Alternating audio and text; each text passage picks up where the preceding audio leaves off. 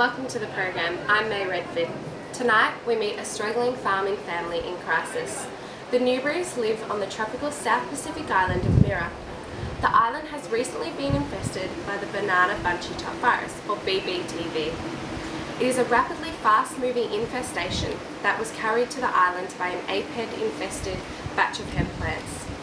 The BBTV has spread over the vast island, destroying countless plantations. The Newberry family own a large banana plantation that exports fruit around the world. The family's livelihood hangs in the balance as their large banana plantation is under threat of destruction by BBTV. They must save their farm to save their lives. Audrey Axel has more.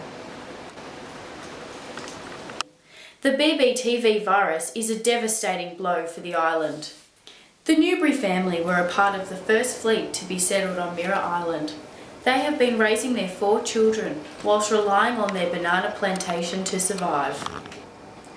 Mr. Newberry, what thoughts were running through your head when the virus hit? Utter disbelief. I just couldn't believe it. My family relies on the income we make from exporting these bananas, and without it, how am I meant to provide for my wife and 4 children? It's just not something you expect to happen, especially when our farming techniques have been so careful. To be hit so suddenly with this virus, it's just a kick in the gut.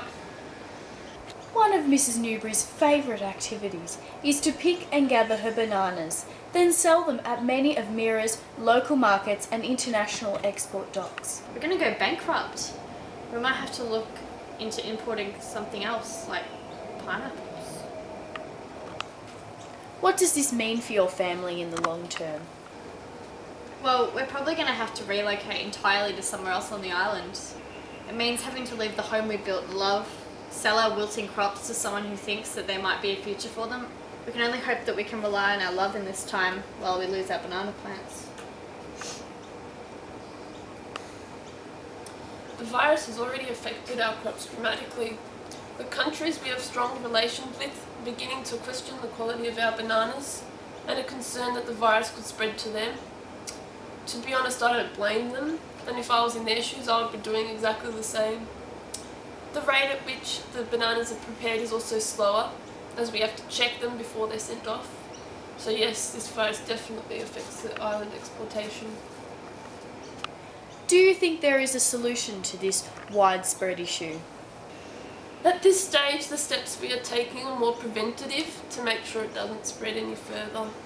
Every day we're working together by cutting down the bananas before they're fully ripe, physically removing the aphids, using water pressure, natural repellents, herbal oils to prevent the spread of this disease sustainably. But we desperately need a proper solution. All we can do is stay strong and hope that it comes quickly. If you would like to follow this story, join the conversation on Twitter by following the hashtag 60minutesAU. Now that's all for tonight. I'm May Redford. Good night.